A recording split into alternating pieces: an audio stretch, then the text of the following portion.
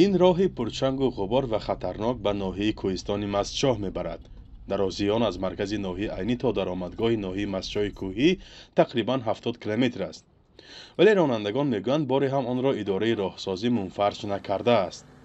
با نزدیک شدن فصل زمستان این ترس و بیم ساکنان از راه ماشینگذر بیشتر می شود، زیرا بارها در این ایام راهها محکم می شوند یا بر اثر لغزش به پستی ها سرازیر می گردند.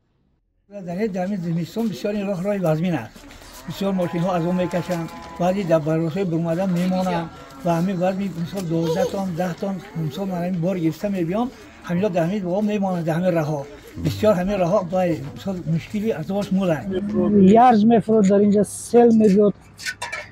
این راه همه وقت خطرناک راه کوهستان برای من همین راه автомобилгарди ноҳияи кӯҳистони мазшуму шабу рӯз кор карда истодем. барои зимистонгузаронӣ мана қуму намаку вай тайёр кардагӣ барои зимистонгузаронӣ ман ҳамин роҳҳо рехта мерем бемамоният ронандаҳо гузашта рафтуо мекунанд. ҳозир росташ мекунанд мисол ҳамо ташкилот як борун мешавад ақида мекунад ки як сол бозе ҳамин трактор ё ягон мошин ҳамин роҳ номеда барои ин ки ҳамин кӯҳ борун шуд шақли санг мебарад ра маҳкам ақида мекунад кор мешавад не ки шабу рӯз ҳамин роҳсозо роҳ тоза мекунанд. راه از هر جهت به ساکنان منطقه گرانی آورده است. راننده ها و تاجرانی که از این راه میگذرند میگویند به سبب سختی راه زیان اقتصادی میبینند. نقلیات اسکندر محمودوف بارها در این راه شکسته است، اما برای دریافت روزی از شهر استرافشان مجبور است مال و کالا آورده فروشد.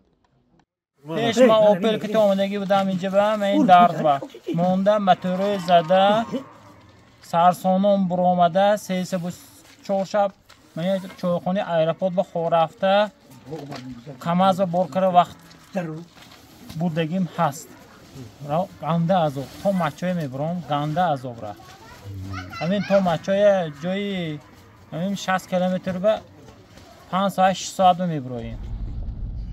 این مسیر را در زمان شوروی برای پیوند شدن مردم منطقه به مرکز ساختند، ولی از آن زمان تا حال منفرج کنی و بخطری راه را به مسافران مهیا نکردند.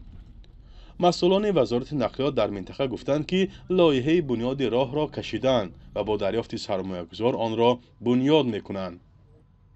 این جنده الان کندنی های فایده‌ناک زیر زمینی را هم هایدیم مثال همین سال شد این چیزها بسیار میشه. همین پلان گرفتن که راه تا همه شهری که مهران گویم راه اسفالت ماشینگر راست میشه. اگه خدا خواهد گفتن همه سال نمیگفتن زندگی کردن حال هم ما به امید که خدا خواهد میشه صاحب راه میشیم. ناحیه کوهستان مستشاه تقریباً 30,000 اهالی دارد و منطقه اگراری به حساب می رود. محصولات دهقانان این منطقه را تقریباً به همه مناطق تاجیکستان و حتی بیرون از آن انتقال می کنند. از یک سمت با جمهوری قرقیزستان هم مرز دارد. ولی با این وجود دور از توجه ماندن شرایط راه ساکنان آن را نگران کرده است. فرزان محمدی، رادیو آزادی، ناحیه کوهستان مستشاه.